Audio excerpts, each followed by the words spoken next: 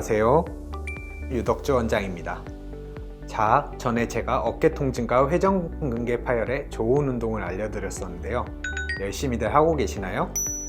많은 분들이 그 운동을 해보고 좋다는 댓글을 다신 것을 봤는데요. 그 운동은 시간과 장소에 관계없이 언제 어디서나 편하게 할 수 있는 운동이니 틈나는 대로 하시길 바랍니다. 그런데 만약 이 운동을 해도 통증이 전혀 좋아지지 않거나 이 운동도 못할 정도로 어깨가 아프다면 그때는 치료를 받으실 필요가 있습니다. 그래서 오늘은 회전근개 파열의 한방치료, 특히 약침과 봉침 치료법에 대해 자세히 알려드리려고 합니다. 자, 제 손에 들고 있는 게 바로 약침과 봉침인데요. 회전근개 파열은 주로 약침과 봉침을 써서 치료를 진행을 합니다. 이 약침은 염증 및 부종 제거, 연골 보호 및 뼈 파괴 세포 억제, 신경기능 회복 등의 효과가 객관적으로 검증된 목허리 한약을 정제하여 만든 것인데요. 근육과 인대의 염증을 줄여주고 통증을 완화하는 효과가 있는 성분을 통해 파열된 부분의 회복을 돕는 목적으로 사용합니다. 여기 있는 봉침은 벌의침에서 추출, 정제하여 만들었기 때문에 강력한 항염증 효과가 있는데요. 이러한 봉침의 효과는 이미 과학적으로 입증되었고 많은 국제 학술 논문에 발표되어 있습니다. 그러나 봉침은 알레르기 반응의 위험이 있기 때문에 저희 같은 전문의에게 치료를 받아야 하고 치료를 하기 전에는 반드시 알레르기 테스트를 실시한 후에 진행해야 합니다. 우선 회전근개 파열에서 가장 많이 손상이 되는 부위는 극상근이기 때문에 극상근을 치료하는 방법을 설명해 드리도록 하겠습니다. 극상근은 견봉과 상완골 사이를 지나가고 있는 근육입니다. 그래서 극상근 치료를 할 때는 그 사이 공간을 잘 찾아 정확하게 직접 약침을 주입하여 시술을 해야 합니다. 간단해 보일 수 있지만 실제로 찔렀을 때 극상근 주변에 정확히 들어가지 않는 경우도 많습니다. 특히 어깨 충돌 증후군이 있는 분들은 견봉과 상완골 사이에 공간이 좁아져 있는 경우도 많고 견봉의 퇴행성 변화로 인해 골극이 자라 있어 약침 주입이 어려울 수 있습니다. 그래서 이런 분들은 약침을 주입할 때 주입기가 극상근 주변까지 안 들어가는 경우에는 어깨를 외전시켜 주어야 합니다.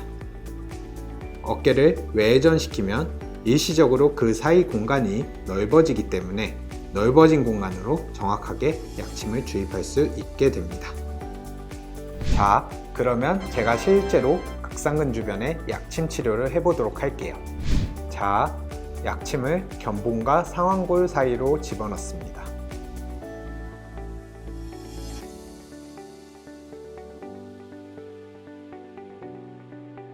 그리고 아까 말씀드린 대로 이 공간이 좁아져 약침이 정확히 잘 안 들어간다 싶으면 팔을 외전시켜서 주입하면 됩니다. 많은 분들이 치료하는 모습을 보면서 저거 엄청 아플 것 같은데 라고 생각하실 수도 있을 텐데요. 약침은 거의 아프지 않기 때문에 누구나 편하게 치료받을 수 있습니다. 그러나 봉침은 벌침을 정제한 것이기 때문에 조금 아픕니다. 그래도 너무 심하게 아픈 통증은 아니고 조금 아픈 정도니까 너무 걱정하지 않으셔도 됩니다. 자, 이렇게 치료 방법에 대해 설명해 드렸는데요. 그렇다면 회전근개 파열 치료 기간은 어떻게 될까요? 회전근개 파열의 경우에는 환자마다 손상의 정도와 연령, 직업 등에 따라 치료 기간의 차이를 보이는데요. 완전 파열이 아닌 경우 보통 4에서 8주 정도, 한 달에서 2달 정도 걸린다고 말씀드리고 있습니다. 그러나 당연히 회전근개 파열이 심하고 염증이 심한 분들일수록 더 오래 걸리곤 합니다. 회전근개 파열이 심한지 심하지 않은지는 MRI상 파열의 정도나 통증을 통해 예측할 수 있지만 어깨의 가동 범위를 확인해 보면 더 쉽게 예측이 가능합니다. 가동 범위는 팔을 앞으로 올리거나 옆으로 들었을 때 얼마나 팔을 들어 올릴 수 있는지 확인해 보면 됩니다.